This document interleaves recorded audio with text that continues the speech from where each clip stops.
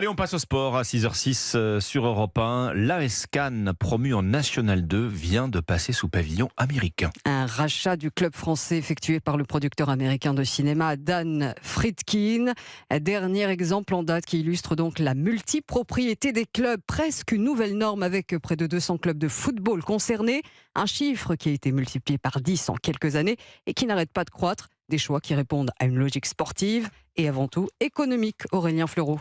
Principal intérêt pour un investisseur, réduire la part de risque. Un jeune talent coûte cher, alors autant le détecter le plus tôt possible, le faire jouer même dans un plus petit club. Une logique industrielle, décrypte Vincent Chaudel, cofondateur de l'Observatoire du Sport Business. Quand vous avez des grands groupes mondiaux, on va dire Danone, vous recrutez des jeunes talents à la sortie des écoles et puis vous leur proposez un parcours en disant tu vas dans ce pays-là pour cette marque-là et si ça se passe bien, tu passeras dans ce pays-là pour cette marque-là et ainsi de suite. Et cela peut donner lieu à des situations ubuesques comme celle de Savigno, potentielle pépite brésilienne, recrue la plus chère de l'histoire de 3 propriétés de City Football Group qui possède 12 clubs dont Manchester City.